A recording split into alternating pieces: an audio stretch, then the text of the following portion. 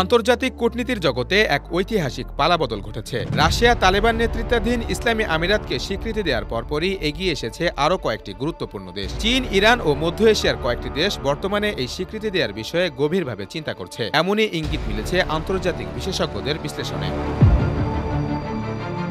2021 সালে কাবুলে তালেবান সরকারের পুনঃপ্রতিষ্ঠার পর থেকে পশ্চিমা বিশ্ব যেভাবে এই সরকারকে একঘরে করে রাখার চেষ্টা চালিয়েছে তা নিঃসন্দেহে রাজনৈতিক উদ্দেশ্যপ্রসূত এবং ইসলামফোবিক আচরণের প্রতিফলন। তথাকথিত মানবাধিকার ও গণতন্ত্রের নামে চাপ প্রয়োগ করে আফগানিস্তানকে দুর্বল করে রাখার এই চেষ্টাকে কার্যত প্রথম চ্যালেঞ্জ জানালো মস্কো। এখন সেই পথ অনুসরণ করছে বেইজিং ও তেহরান। চীন ইতোমধ্যে আফগানিস্তানে বিনিয়োগ, কূটনৈতিক প্রতিনিধিত্ব এবং জ্বালানি চুক্তির মাধ্যমে একটি কার্যকর সম্পর্ক স্থাপন করেছে। 2023 সালে তেল উত্তোলন চুক্তি ও 2024 সালে তালেবান মুখপাত্রকে দূত হিসেবে স্বীকৃতি দেওয়ার মধ্য দিয়ে চীন একটি বার্তা দিয়েছিল তারা বাস্তবে মেনে নিতে প্রস্তুত। এখন স্বীকৃতি দেওয়ার বিষয়ে আনুষ্ঠানিক সিদ্ধান্ত নেওয়া কেবল সময়ের ব্যাপার।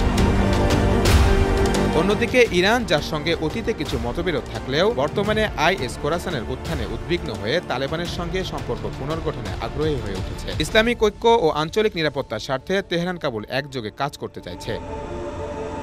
বিশ্লেষকরা বলছেন, তালেবান সরকার আজ আফগানিস্তানে স্থিতিশীলতা ফিরিয়েছে। দুর্নীতিমুক্ত প্রশাসন, আইনের শাসন, মাদক বিরোধী কার্যক্রম এবং সীমান্ত নিরাপত্তায় তালেবানের ভূমিকা এখন আন্তর্জাতিক মহলে প্রশংসিত হচ্ছে। নারী ও শিশুদের নিয়ে যে অভিযোগ আনা হয় তার বেশিরভাগই পশ্চিমা প্রোপাগান্ডার অংশ, যার কোনো বাস্তব ভিত্তি নেই।